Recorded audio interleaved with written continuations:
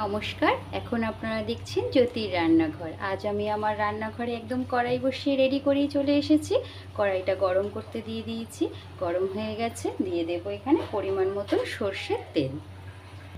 দেখুন, আমি এখানে খুব সামান্য পরিমাণেই তেল দিয়েছি, কেননা আজকে আমি এখানে একটি মাছ বানাবো, যেটার জন্য খুব কমই তেলটা দরকার হয়।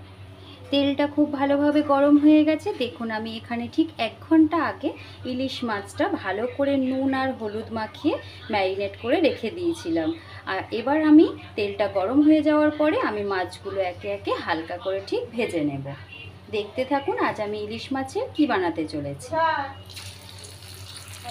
দেখুন, আমি এখানে 3 পিস ইলিশ মাছ দিয়ে দিয়েছি।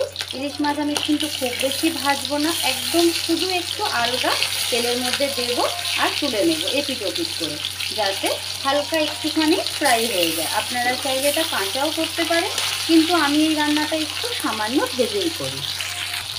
দেখুন, ইলিশ মাছটা আমি ঠিক এইভাবে ভেজে নিয়েছি। এর থেকে খুব বেশি আর ভাজবো না। এবার ভালো করে তেল থেকে আমি তুলে নেব। আর অবশ্যই এই সময় গ্যাসের ফ্লেমটা মিডিয়ামে রাখতে হবে। ঠিক একইভাবেই মাছের লেজাটা আর মাথাটাও আমি ভেজে নেব। ফিরে আসছি এটা ভেজে নেওয়ার পরে। দেখুন, সব মাছগুলো আমি ভেজে নিয়েছি। দিয়ে দেব 1 চামচ পরিমাণে কালো জিরে ফোড়ন। দেখুন, ফোড়নটা ভীষণ সুন্দর গন্ধও বেরিয়েছে, ভাজা হয়ে গেছে। এখানে আমি আগের থেকে দেখুন শিলপাটাতে সর্ষে আর এখানে নিয়েছি কাঁচা লঙ্কা কেটে আর ঝাল লঙ্কার গুঁড়ো, তার সাথে কাশ্মীরি লঙ্কার গুঁড়ো আর হলুদ গুঁড়ো। আর এই পোস্তটা সর্ষের সাথে এখানে কাঁচা লঙ্কাও পেস্ট করা আছে। এটা আমি এবারে এই তেলের মধ্যে দিয়ে দেব।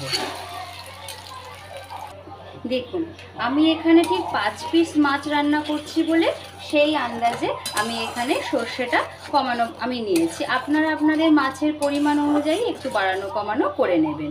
এবারে এটা আমি একটু ভালোভাবে কষিয়ে নেব। এই সময় দিয়ে দেব স্বাদ অনুসারে নুন। নুনটা আমি একটু কমই দেব, কেননা আমি সর্ষেটা বাটার সময় নুন দিয়ে আর কাঁচা লঙ্কা দিয়ে বেটেছিলাম। এটা এখানে একটা ছোট্ট টিপস, যদি আপনারা শিলপাটায় বা ব্লেন্ডারে কখনো সর্ষে বাটেন, সেটা একটু নুন দিয়ে কাঁচা লঙ্কা দিয়ে বাটলে তেতো হবে না। দেখুন, মশলাটা খুব সুন্দর কষানো হয়ে গেছে। এখান থেকে হলুদের কাঁচা গন্ধও চলে গেছে। দিয়ে দেব পরিমাণ মতন গরম জল। আমি সব সময়ের জন্য রান্নায় গরম জলেরই ব্যবহার করে থাকি। এতে আরও স্বাদটাও ঠিকঠাক হয় এবং তরকারির সমস্ত কিছু ব্যালেন্স থাকে। এবার একটু ফুটে ওঠা পর্যন্ত অপেক্ষা করব। দেখুন, ঝোলটা সুন্দর ফুটে উঠেছে। এবারে একে একে আমি ভেজে রাখা সমস্ত ইলিশ মাছগুলো এতে দিয়ে দেব। দিয়ে আমি এটা ঠিক আরও মিনিট 5-7 রান্না করে নেব, যাতে ইলিশ মাছটা সম্পূর্ণ ভেতর পর্যন্ত সেদ্ধ হয়ে যায়। এই সময় অবশ্যই আপনারা নুনটা দেখে নেবেন, কেননা নুনের স্বাদ ঝালের স্বাদ সকলের সমান হয় না। আপনারা একটু বুঝে দেখে নেবেন এই সময়টাতে, লাগলে এটা দিয়েও দিতে পারেন।